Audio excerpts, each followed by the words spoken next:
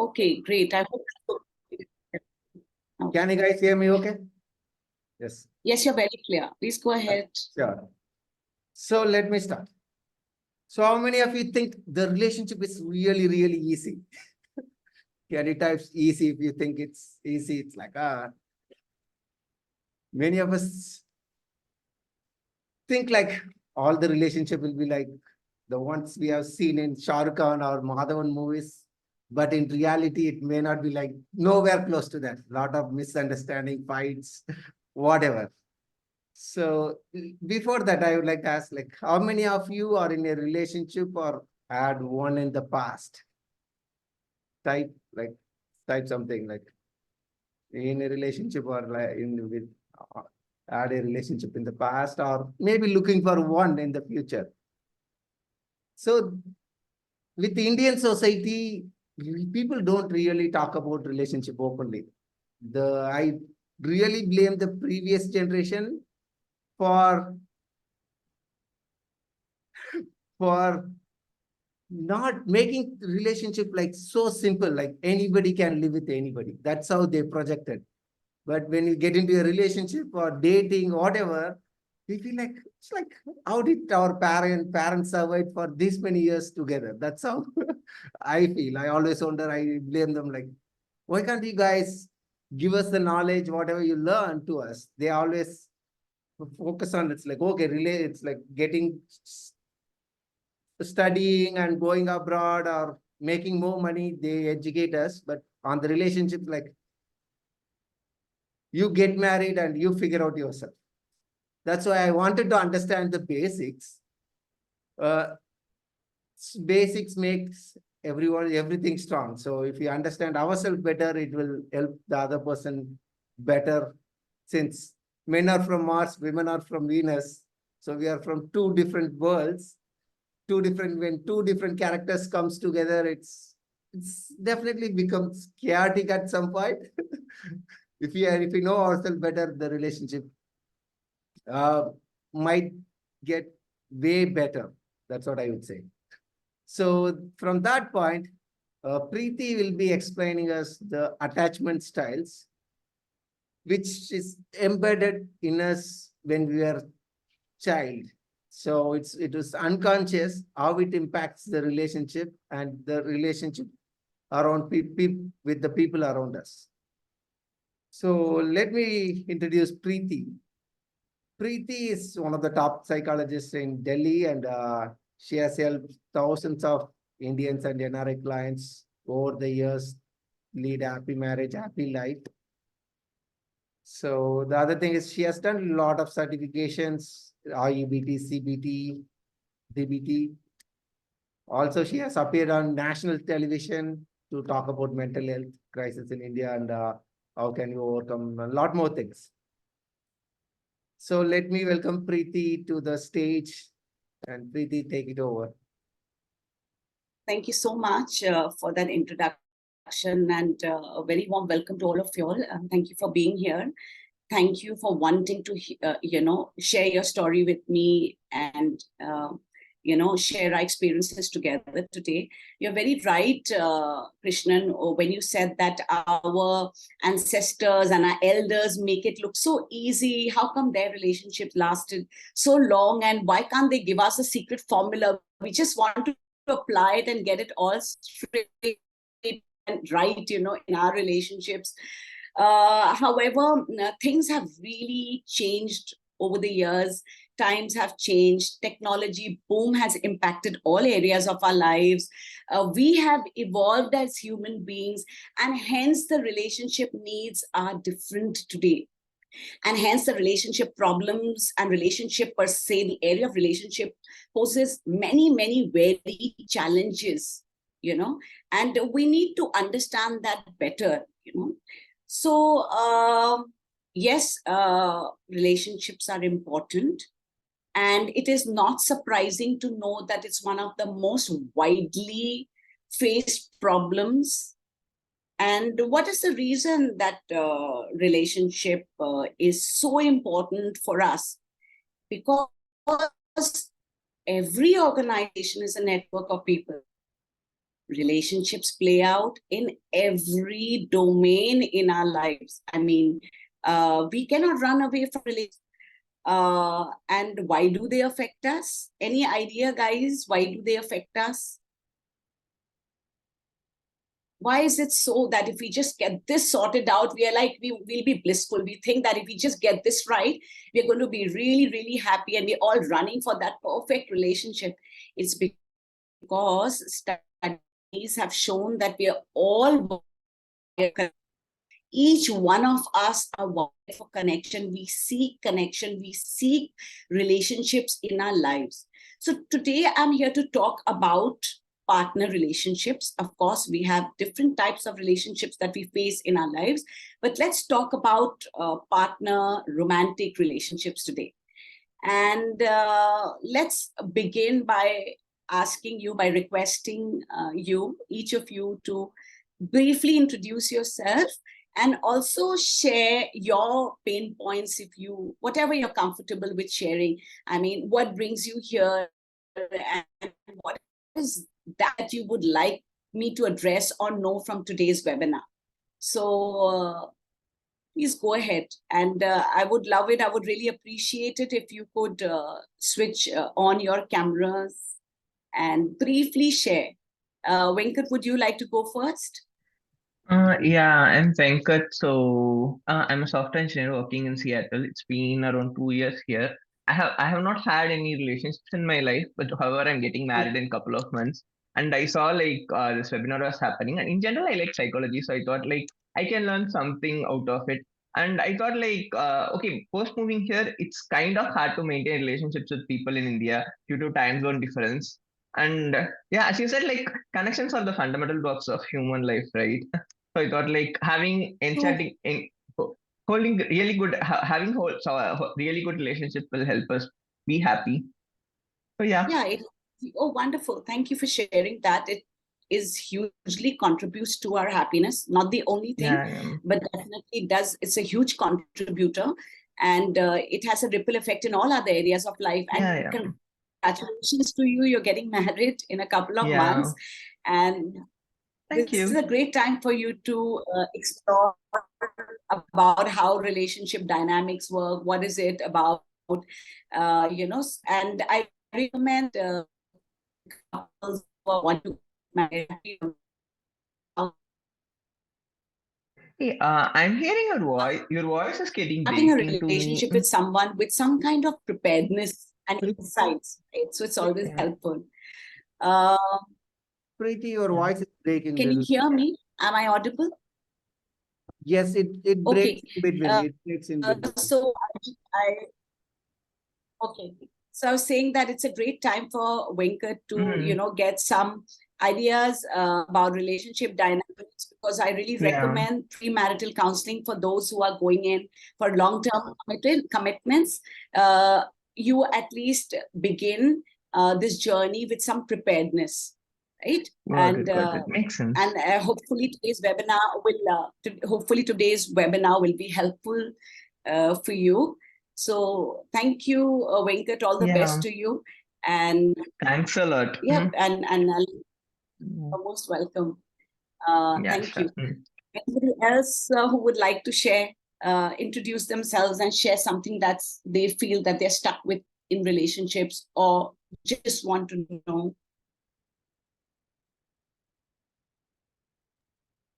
I think I need to I start can say calling up. something about Okay, go ahead. my relationship.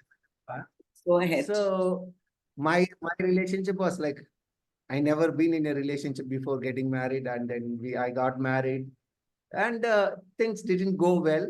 It's like we are completely two different personality. We got divorced and things, and then I tried dating or whatever. The problem is that people started, it's like somehow, especially Indian, when I go on a date with Indian girls, most of them ghost after first date, or they don't trust, or they just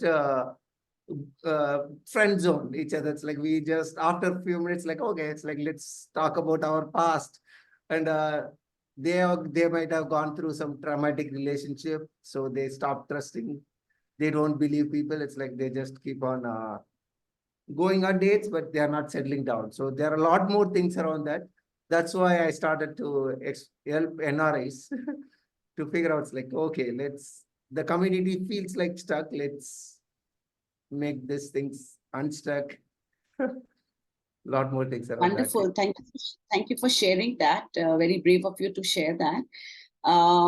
I can see that you're still hopeful about relationships, even though you've had a divorce, which is fantastic way forward. Unfortunately, you have had experiences of ghosting, right? Would you like to talk about a little bit more about that? When you say ghosting, like, what do you mean?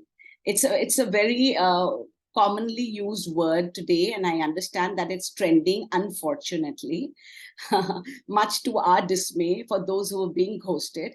But I will explain to you that those who are ghosting are also facing their own turmoil. So can you just talk a little bit about what's happened? Like, why did you say ghosting? Like, so people, we go on the first date. After that, it's like, okay, we will catch up, and then it's like they never respond to messages, or there's no second date. Mostly, they come up with some okay. excuse or whatever. So Yeah. at a very preliminary stage, they kind of do not continue, right? They do not respond back. It's not that they have committed and then they are ghosting you. This is a preliminary stage, right? And how do you feel when that happens, Krishnan? How do you feel when that happens and you really like someone and you really want to explore and you get no message back? How do you feel about that? No, it's like, did I do anything wrong? That's like, it's not about the person's like, what's wrong? It's like, oh, it makes us feel rejected. It's like feeling rejected. That's the ultimate thing. Even though it could be because of their own past traumatic issues, we feel bad about ourselves. Like, is there something wrong with me? There could be something, but we don't know. There's no feedback, or there's no feedback loop, since we don't communicate after that. So somebody does not respond back, you're kind of like self-doubting and a bit tinge of guilt there that maybe I did something wrong here. Yeah. Okay, and a bit of anxiousness as to how can I resolve this and how can I know what I've done wrong. Is that true?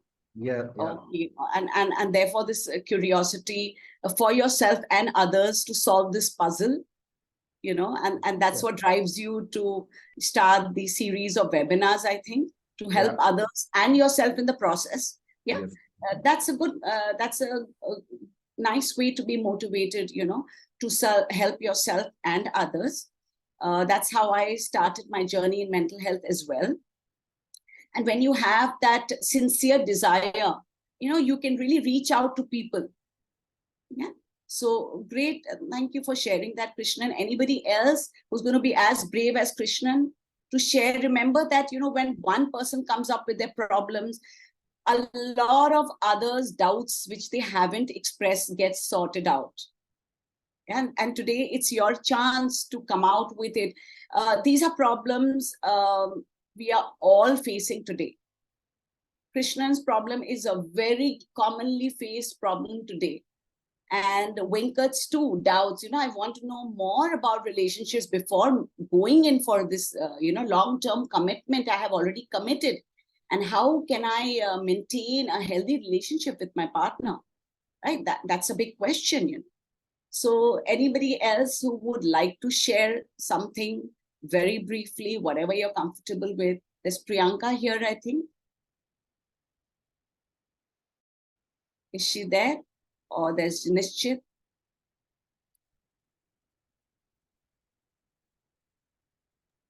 Hello. Hi, Priyanka. Good morning. Hi, good morning, Nishchit. Would it be possible? You are audible, Nishchit. This is Preeti Somani here, your psychologist for today. Would it be possible for you to switch on your camera?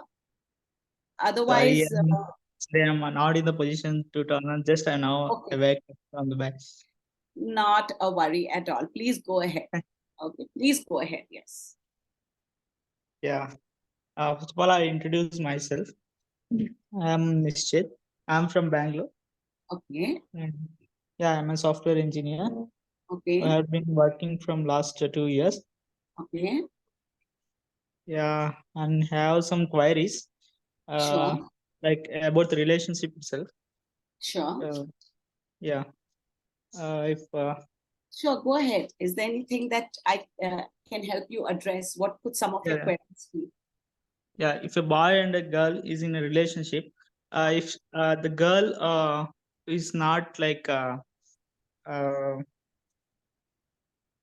not good enough to understand about the boy's parents, how the boy can able to convey her. Okay. And what is she not able to understand with respect to the boy's parents? Like she want a separate relationship apart from the boy's parents. Okay. All right. She wants to maintain a distance from his parents, and he Yes. wants to be able to communicate with her in a manner that she agrees. Yes. And that she's willing to maintain a relationship and a bond with your family as well. Yes. Okay, all right. Okay. So yeah, you want to know how is it your case, Nishchit? Are you in this situation, if I can ask? Yeah. Okay, okay. Is it a marital relationship that you would like to go in for? Yes. All right, okay. And your pain point here, I assume, is that you're feeling a little torn between the person you love and your family. Yes. Okay, and it's difficult for you to communicate or to make her understand. Somewhere she's already decided that she wants to live separately and live a separate life. Yes. That must be pretty hard for you in that case, right? I assume it's a love setup. I mean, you've known her for a while. Yes. You've From been last going 2 years. last 2 4 years. years, 2 years. Okay. Is this problem more to do with just living in a separate house, or it's more to do with not wanting to interact with your family at all? Not want to interact with my family. Okay. All right. I assume there have been some interactions in the past which have not been very favorable. Yes. Okay, okay. I'm sorry to hear that. Firstly, Nishchit, it's tough, the situation you are in. If I may ask you, how do you feel about it? Yeah, it's really hard to feel. It's hard to make a decision. It's hard to decide between one of them because they are both dear to you. Yes. All right, Nishchit. And okay, let me see what I can address today. And you've been facing this problem for how long now, Nishchit? From last 6 months. Last 6 months. All right. Okay. All right, Nishchit. Let me see if I can give you some insights today. Yeah. All right. And thank you for sharing. Okay. Thank you so much. Thank you. Anything else you would like to tell me? No. All right. I am going to be talking about one important psychological concept today to understand what you are going through.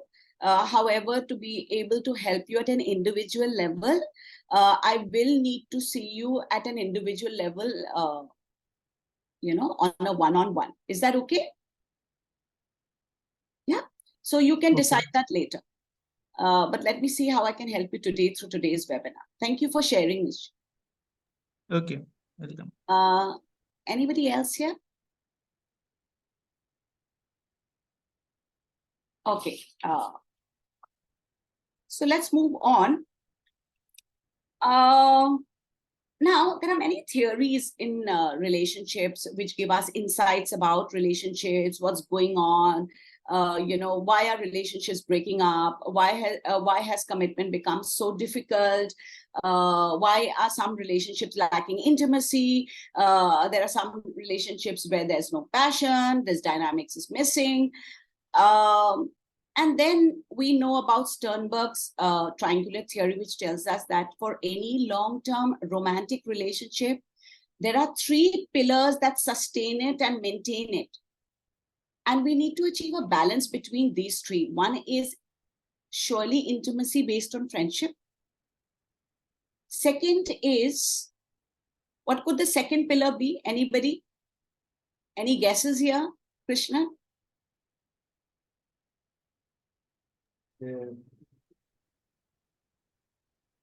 Any idea? Relationship, or maybe In order to maintain a long-term romantic relationship.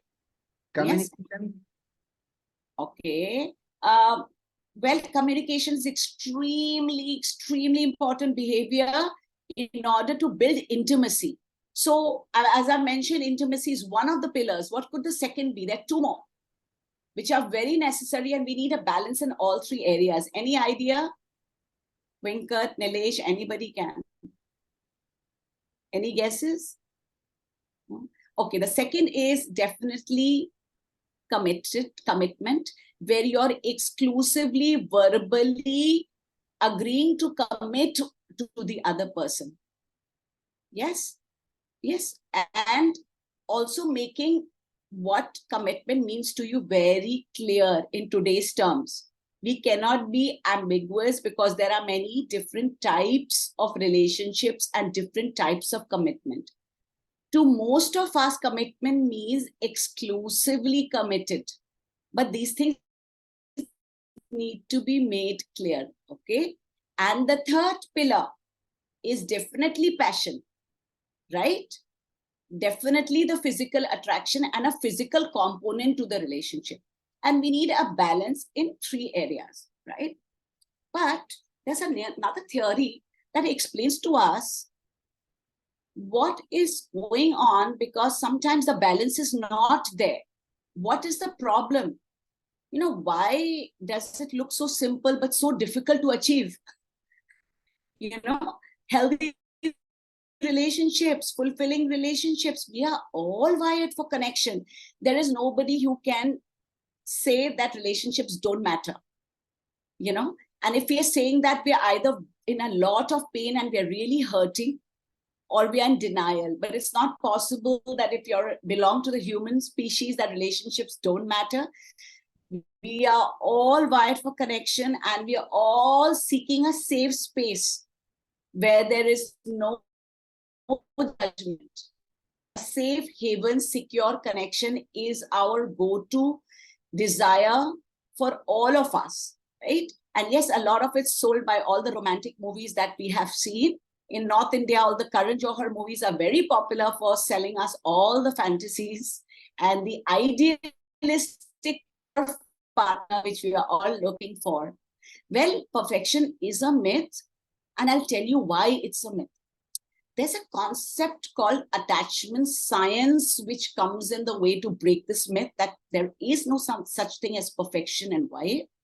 Dr. John Bowlby spoke about the first 2 years of a child's life and has emphasized, because of so many trials, clinical trials done on babies, to see that their attachment with their primary caregiver affects their relationships and their attachment style. So imagine the first 2 years, who would remember what's gone on during that time? I think very few of us would actually know, unless we ask our parents, were you there for us? At any given point, were we separated for a few months? Did somebody else take over instead of you? We don't remember those facts, but those 2 years are crucial. Not to say that the years following that are any less important.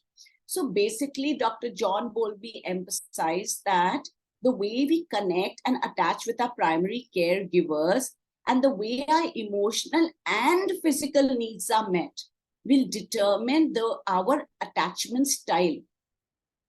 And unfortunately, this attachment style becomes our default attachment style.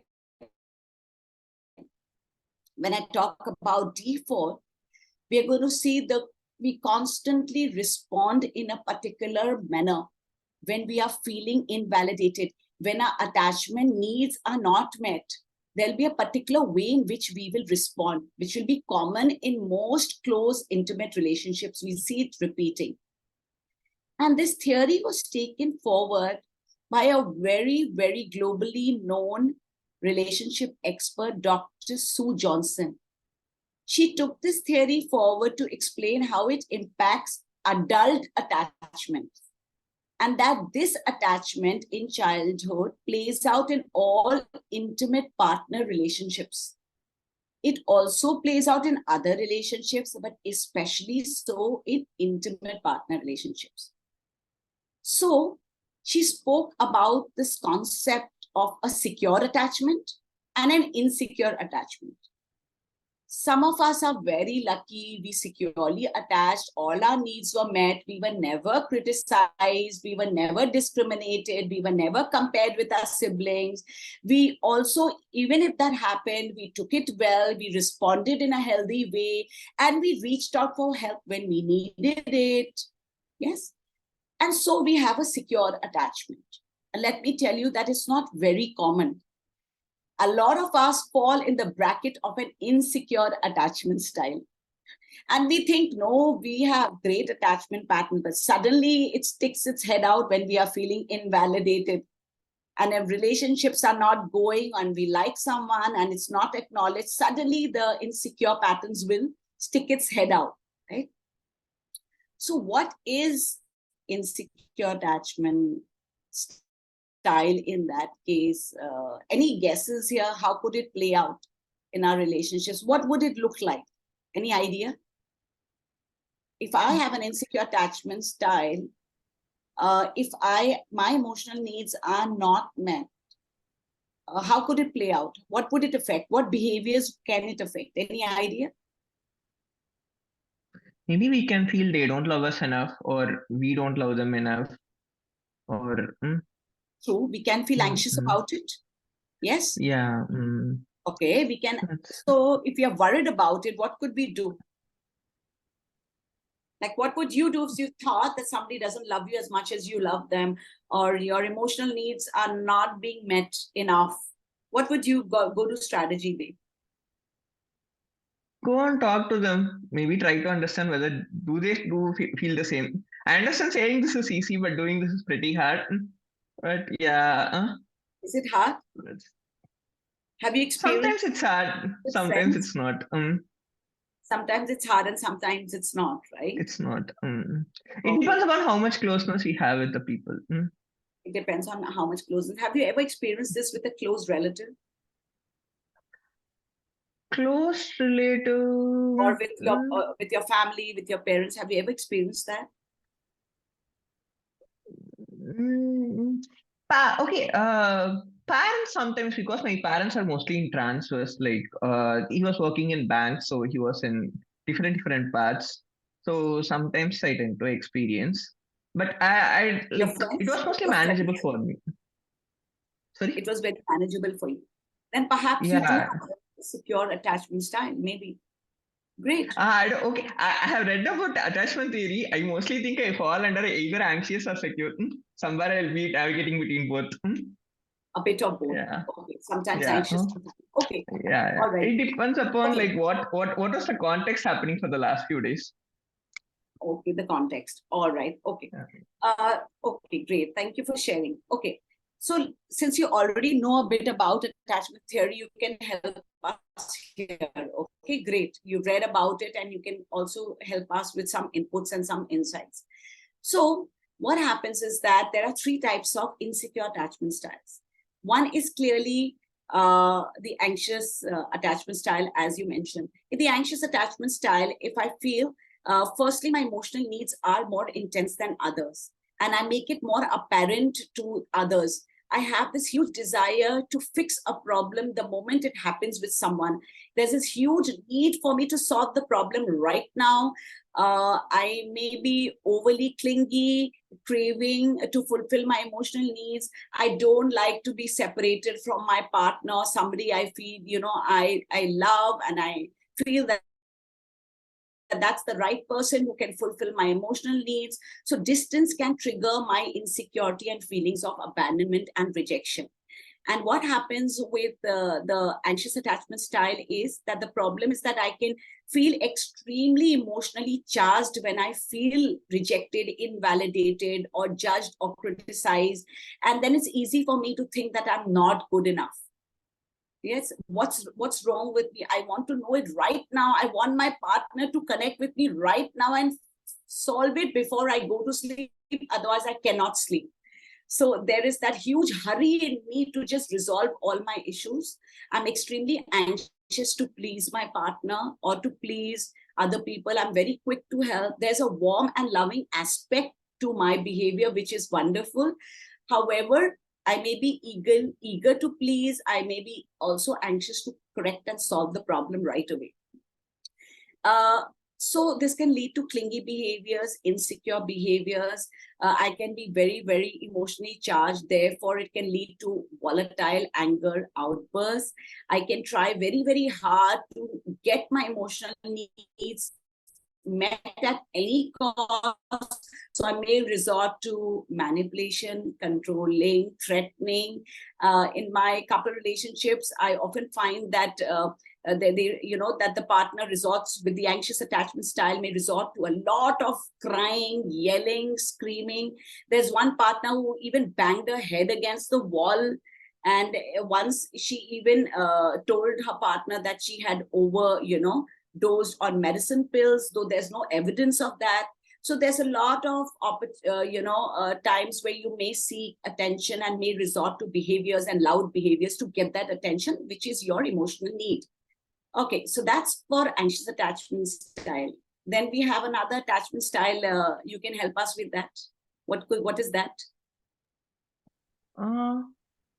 I think that's insecure. Insecure, I don't know. They say, few people say there are 3 attachment styles and few people say 4th one.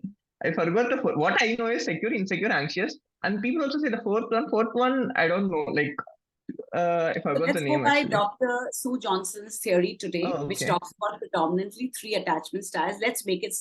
Then 3rd is insecure. Like basically, I will feel like no one will love me. I don't deserve that love. Whatever people try to come and talk to me, else I will always question them. They are not good enough. They are trying to helping us because they want something from me. Basically, I will build a castle around me and ensure like no one comes near me. Okay, so you're right. You're very, very close. Okay, so yes, anxious attachment style is an insecure attachment style. So the one I think you're talking about is the avoidant attachment style, where avoidant attachment, where I feel that I will create a safe wall around me. I want to protect myself from getting hurt. So I may withdraw into my shell. I may become aloof and distant. I may not share. It's very hard for me to share my feelings. I may dismiss others' feelings. I may be overly critical about myself and others as well. It's hard for me to show warmth and emotion. I may resort to very cold and distant behaviors. And I do not like confrontation. So confrontation, verbal conflicts make me feel very, very emotionally upset, and I cannot deal with it. I almost freeze. I cannot respond. So I move away from the situation. So the anxious attachment style, we see they want to connect more, to resolve the issues, feel more relieved when they are close to their partners. Whereas in the avoidant attachment style, moving away at a time of conflict and confrontation seems to be the only solution that they can think of. And that also has its own problems. And then we have a third style, which is a mix of both, which is even more hard. It's a combination of anxious and avoidant. And we call it, according to Dr. Sue Johnson, is the anxious avoidant attachment style. Okay. So I want to connect, and the moment there's a so the signals I'm giving out to people is please come, and now please go. If the moment I find it hard to communicate my needs, to communicate my problems, so I may just withdraw. And you may wonder what happened, because the other day you were very, warm, and suddenly you've just pulled out, and what's going on, and we're so confused, and it's equally stressful for the person with this attachment style, because we are all wired for connection, and we all are seeking stability. Unfortunately, some of us have not got, our emotional needs have not been met in the way we wanted it met. Avoidant attachment style, what could have been the problem in childhood? Parents would not have cared, or like, okay, what people say is like, when children cry in the early stages, if the parents does not respond, they think like, okay, no one cares us, so let's try to be isolate. Somewhere Yes. like that. Anxious is something, few times they care, few times they don't care, which always puts them in a confusion state. Like you people always do. True. Yeah. So what the avoidant attachment, the person with the avoidant attachment style, what is their coping strategy from childhood is that, okay, they are not attending to me, so I'm going to resort to my own devices. Let me fix the problem myself. Let me not tell them. I'm going to stop telling people about my problems. I'm going to just look within to see how I can resolve it. I'm not going to take help. So help-seeking attitude may be low. So it can really affect your interpersonal relationships. But with the anxious, oh, I am even more anxious now. I want to seek connection. So I start resorting to get my parents' attention. I start yelling, screaming, throwing temper tantrums. And when I throw temper tantrums, perhaps they give me attention. When I break something, they give me attention. When I am hiding something, they give me attention. So I resort to loud ways of behavior, which sometimes works. And I continue that when I grow up. So we respond in different ways and try and get our needs met. The need is the same. We all want to be heard and validated. There's a Tamil proverb which loosely translates to crying kid always gets food. Sorry, can you say that again? There's something like crying kid always gets first food. Gets food first. Correct. Because any attention is attention, right? Yes, even if it's any kind of attention, negative attention is also an attention for a child, right? So they were looking for that. So however they get it, you're very right about that. Okay, so then what could the insecure attachment styles, why could it be a problem in that case? What do you think? Hopefully I don't hijack the session. If someone wants to answer, let them answer, or I can answer. Yes, all right, okay. Anybody else? I would love to hear from somebody else.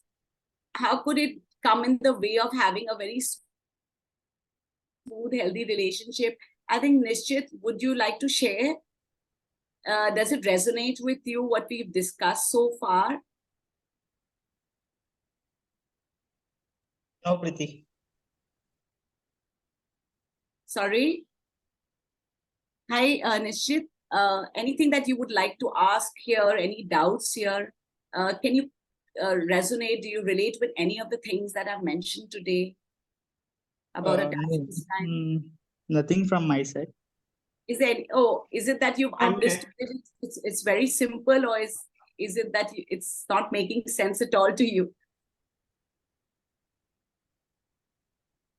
It's really nice webinar.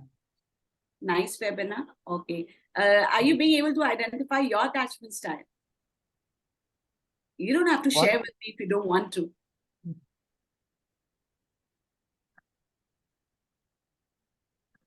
Would you like to ask me any questions if you have any doubts about attachment style, or is it like you think it's fairly simple concept? Let me tell you, it's very, very complicated. I've tried to simplify it.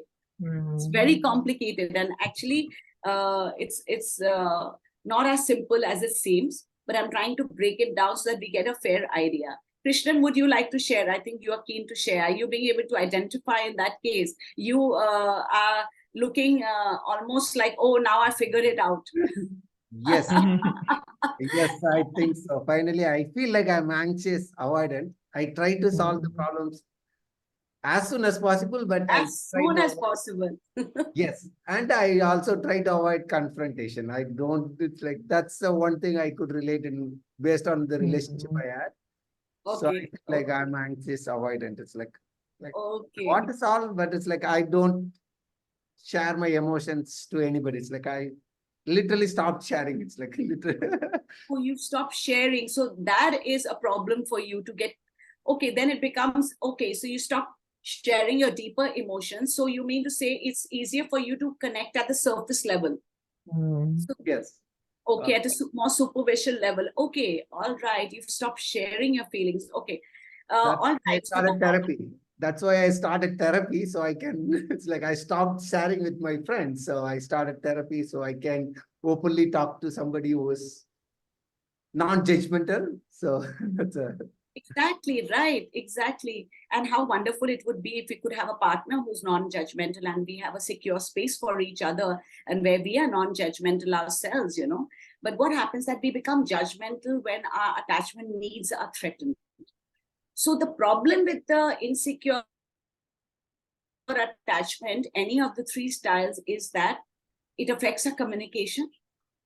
If I'm feeling that the other person is not respecting my emotional need, my communication style may not be so effective. Either I'm withholding information, I'm not sharing, or I'm judging, or my communication style is becoming very aggressive. So it can impact communication. And one more thing that drives communication with insecure attachment style can impact. What could that be? Any guesses here? What does it do to you at an emotional level? Maybe we don't love us enough. Maybe somewhere it affects our self-love to the core. Yeah. So can you see that? Do we feel emotionally upset? No, we become numb after a point of time. I We become think numb after a probably. point, right? Yeah. Imagine Yeah. becoming numb and not responding to the other partner. Sometimes we are so emotionally upset that we become numb. We can't relate. No. We freeze, right? With avoidant attachment style, it happens that we freeze. Yeah. We don't know what to say. We don't know how to empathize. It becomes very difficult for us, right? So the emotional regulation skills also can go haywire. It's very difficult to maintain emotional regulation while communicating with your partner. If you have an anxious attachment style, you will scream and shout and yell and get loud and judgmental and critical and demeaning. If you have an avoidant attachment style, all this is going on in your mind. She's no good, I'm no good, what's wrong with her? And then what happens in the communication? I'm aloof, distant. It's very hard for me to understand you and empathize with you because I think there's too many flaws in you. And it's all going on, all mind work is going on. You know, there are too many flaws in me and there are too many flaws in me, you know, in you. So communication becomes hard, emotional regulation becomes hard. So these are the two problem areas. So then if we know these two things, then we can solve the problem now. So what do we do then to switch to a secure pattern? Is that possible? I think yes, over a period of time, if we get a good set of people who we can be comfortable and we put a lot of effort around it. Okay, yeah, it is true. Now there's one problem here, you know, that if you have a secure attachment style and if you're with a partner with an insecure attachment style. Yeah, then probably we'll be turning once again to anxious. I feel these things are like, what to say, not zero and ones. Maybe sometimes we'll make a progress, then we will dip. Comes again. We might be in any one of the attachment at each point of time. You're very right. See, we're human beings. We are going to slip. Yeah. We're going to be moving back and forth, right? But that's fine as long as we've identified our pattern. They say you identify the problem is half solved, right? Yeah. And what happens if two partners both have different attachments? So I very often have such couples in my sessions where one partner has an anxious and the other is avoidant. What do you think happens to the interactional cycle? One partner wants to connect and the other disappears. What happens? Distance. Yeah. Yeah. Maybe. Any guesses? I think like then anxious will be always thinking like, okay, I'll do something to please you, and gets rejected. Okay, they don't love me enough. Avoidant always feels like, why is this guy like, we are trying to say no, but why is this guy coming again and again to me? I think it will become a circle where like, what to say, for avoidant person, asking something and waiting for reply is the most pain for them, but pain itself becomes pleasure over a point of time because it's so familiar to them. Correct. So actually both are going through a lot of pain. They're both in pain at the same time. So whenever I have these couples, they're both in pain. Both partners are in pain. So one is aggressively seeking connection and the other is running away. Can you see that? So that's what actually happens more is the painful, gap. right? Both want connection and they feel aloof. Correct. That's something they want to be together, but something Correct. stops them, right? Correct. And ultimately both withdraw. So first is the attack Yeah. withdrawal cycle, and then it becomes withdraw, and the relationship gets very, very tough in that case. And nowadays we have a lot of concepts like Krishnan had mentioned, there's ghosting, and there are other concepts like benching, there are other concepts like vulturing, there's love bombing. I don't know if you've heard of these concepts. Yeah. So basically, what we need to do is move towards secure patterns. And I'm going to leave you with that thought today. What do you think? I need you to just reflect on it. If we had secure patterns, how would we be thinking? How would we be feeling emotionally? And how would we be acting if we had a secure attachment style? Thing which I can think is like we will have a lot of self-love. So if someone says like does not talk to me or reply me back, I will think like okay, they are busy today. Instead of thinking like they are trying to ignore me. They are We know busy. like okay, we are capable of having that love and we deserve that love. Whatever people do is their reflection of things, not our reflection of things. And we try to go bond with people who are on the similar emotional level. Like say what I'm trying to say is like I have a friend who does not reply me for 5 or 6 times. Instead of putting so much effort and trying to get hurt each time, maybe I will go look for a friend who replies me back. It does not mean like I hate. It does not mean like I still love them, but I feel like okay, they are not capable of giving that to me at this point. Maybe they are hurt. That's fine. They need to fix something. But in order to prevent me from getting hurt, maybe I'll move to people who can respond me fast or meet my needs. Wonderful. I think you solved the puzzle for us then. Very, very well said. Very, very well said. We need, when we have high self-worth, then it's like, okay, our thinking is rational. We are not, thinking thoughts of self-doubt or, doubting other people or ourselves at that moment. It's like maybe they are not available. Maybe they are not willing. Maybe they have a different preference. Let me look out for somebody else at that time. Wonderful. And that helps you to be proactive, to finding and to meeting your emotional need instead of getting disheartened and freezing at that moment or just getting overly aggressive with that same person to fulfill your need. So here, take a very rational approach. Okay, he's not available. Let me find out somebody else may be available. And you are proactive there. And the self-worth is also high. So you're stemming from a very rational place. Great. Thank you for sharing. And yes, with the rest of you, I want you to think about it. Is anything else you want to share, Krishnan? I think I'm going to leave this thought with others, and I want you to ask yourself these questions after the webinar. Number one, as you said, if a secure person, what kind of self-worth would he have? How would a secure person communicate? How would a certain person's emotional regulation skills be if they are secure?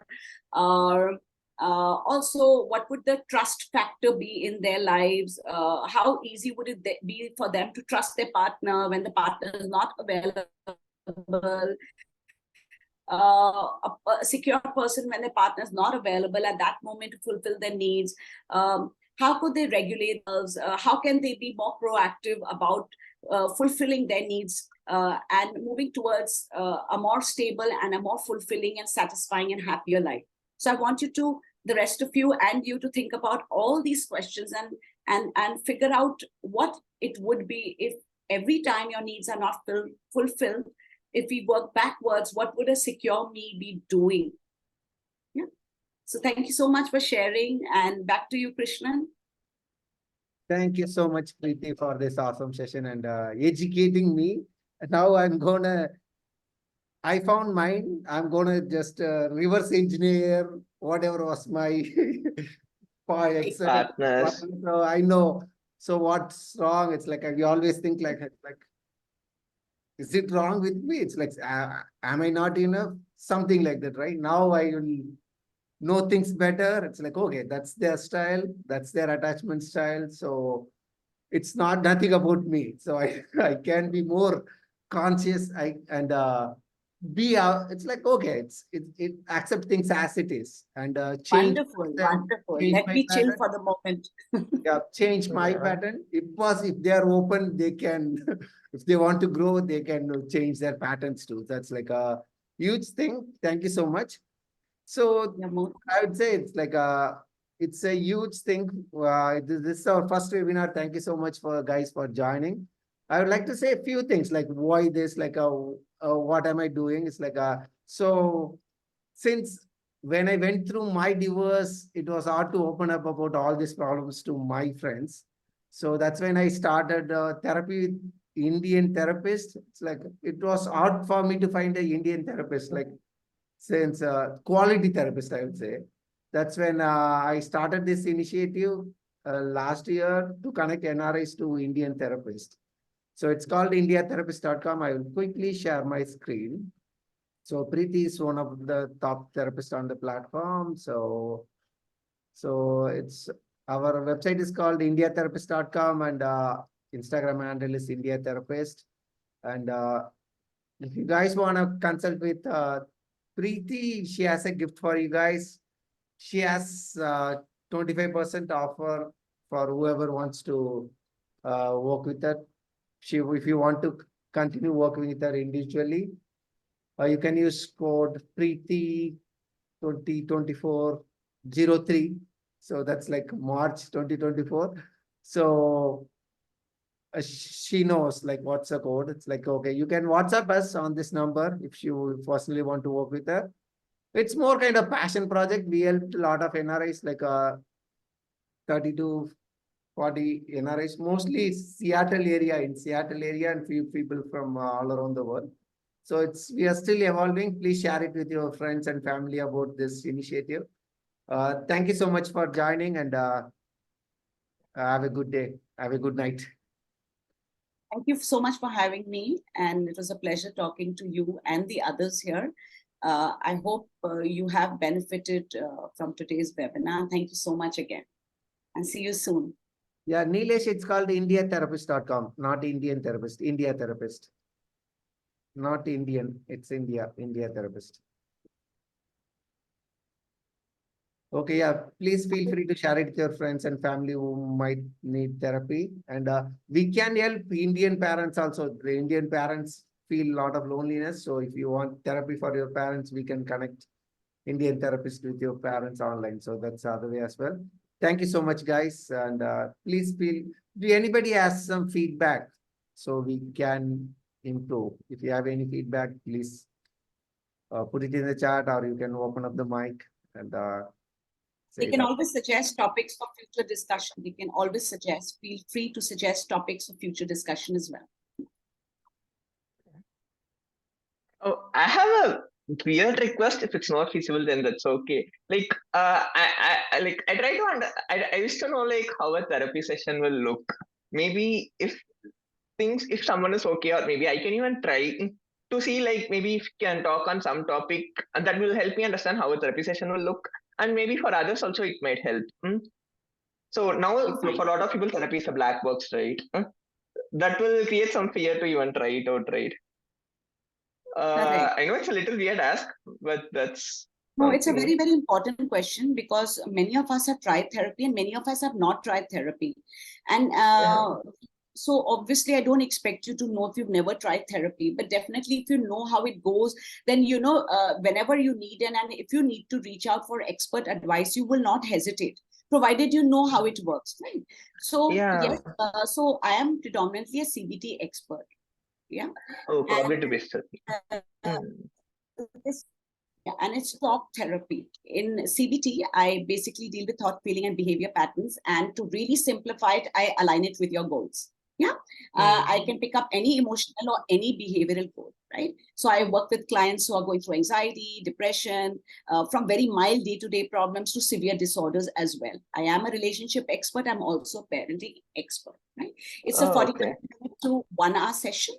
And that's when in the first session, I'll take you through, I will get your case history to find out. You may not know what's bothering you. So I'm going to help you in a scientific way to break down and to be able to identify what's going on and where do you need, is there any area that you're not very happy with and you want some more insights. right? So the first session, we are going to identify your goals, break down your problems in a scientific manner. We'll take a bit of your childhood history. And then from then onwards, in the sessions following that, which are going to be weekly sessions, I'll be addressing one goal at a time in every session, right? We may need to revisit that goal, or we are good to go forward. Yeah. Some homework or behavioral experiments will be assigned. Yes, because the idea is if therapy is working, I should be able to apply it in my daily life and benefit, right? Otherwise, there's no point. I generally take 6 to 12 sessions a client. Okay. Slowly, what we do is that if you're good to go after that, and the dots of the puzzle have fit, and then we can slowly space it out.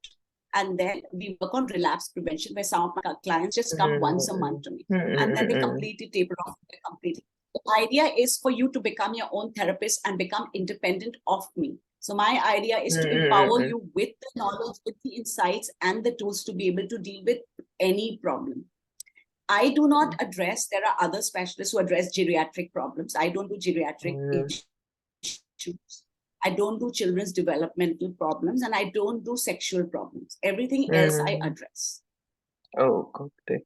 Yeah. One last question, like, do you suggest any books for relationships or in general to know about therapy, or something which will help us understand ourselves better? Very, very good. Very good question. So, Krishna, do we put the names of the books on the website or on the chat here? How do we do it? Or do we just tell you right now? You can give him some books. We can try to add some. So Attached is very good to understand attachment science. And let's get more insight about it. Attached is very good by Lemire. Oh, okay. Yes. There are many other books also. There's a book on CBCT also. If you want to understand other theories also, I can suggest other books which we'll put on the website. It's by Dr. Morel, I think, CBCT. Okay. Just give me a moment. I'll just tell you.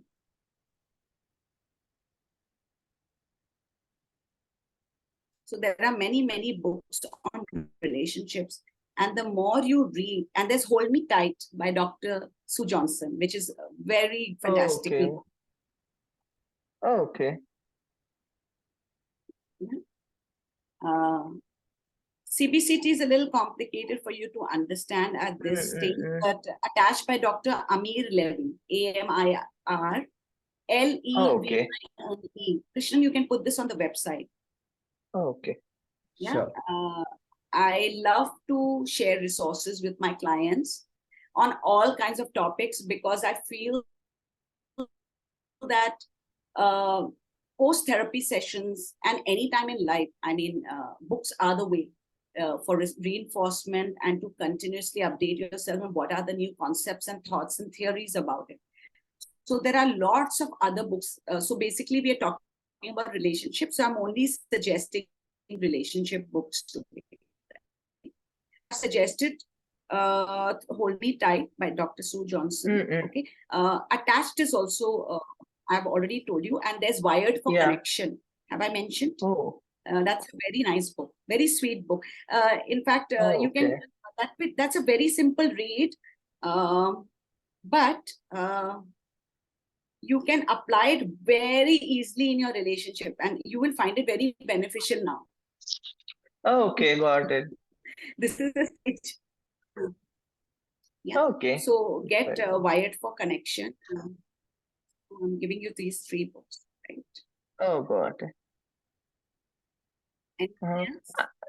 Yeah, and maybe some therapists to follow. Like, do you recommend any YouTube channels or like some podcasts from therapists or any other audio or video content? I think you can safely watch Dr. Perel. She's Maria Perel. Esther? Okay. Esther Perel. Esther Perel. Esther Perel, okay. Yeah, I follow her podcast. Dr. Shivani also talks a lot. Esther Perel is good. Marissa Peer is good. Shefali Sabari is good. And Dr. Sue Johnson is good.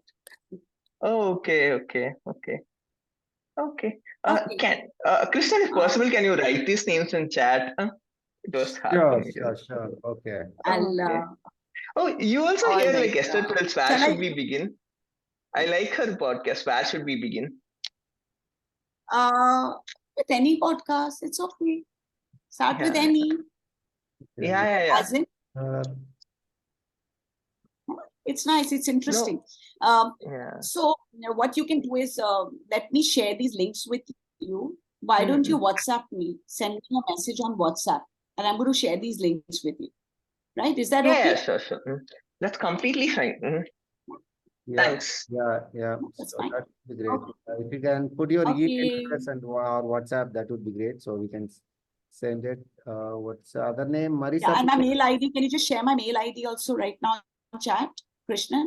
I will share our And my customer service. therapist Preeti Somani. Yes, custom. Yeah. If you can just make me. Yep, you can type as Therapist well. Preeti I am Somani. typing our email address. I will get your email address here. Preeti. So yeah, you can ask your friends to reach out to the India Therapist customer service. But if you want to personally go with Preeti, yeah, you can email her as well. Yeah, you can say like you Yeah, are sure. a therapist. So yeah. So you okay. So what's the third name? You said Sue Johnson. Okay. Yeah. Thank you so much, Preeti, for Okay. the books and the podcast recommendations. I would say like some of the other books I heard from my friends are like Getting the Love You Want. That's a Yes. one book. That's also nice. I'm yet to read, but I heard from a lot of my friends. And 8 Rules of Love by J. Shetty, I think I liked it too. That's a practical way than psychologist perspective. Yeah. Yeah. Great. Thank you so much, everyone, for your You're time. welcome. Bye-bye. All the best to all of you. Bye-bye, Nishchit, Mani. Once again, thanks a lot, both Krishnan and Preeti. This was pretty helpful, and thanks a lot, Krishnan. Like I understand you got hurt in a lot of ways. Instead of hurting others, you are helping to heal everyone. That's a really, really great quality. Thank you Wonderful. so much. Yeah. Yeah, that's Thanks a lot. Yeah. We yeah. can meet for a coffee when you're back to Seattle. Yeah, sure. Yeah, Sure. you can message. It's like you can go to website or I can give my WhatsApp. It's like if you message me, I can give you my WhatsApp. Yeah. Sure, Venkat. Yeah, thank you so much. Bye-bye. Bye. Take care. All the best. Yeah, take care. Bye, Bye. bye, Preeti. Thanks, Nish. Thanks, Mani. Yeah. Bye. Bye. Bye. Hi, Preeti. Thank you so much. It was really great. Thank you so much for covering all these things and answering all the people's questions. Are you still there?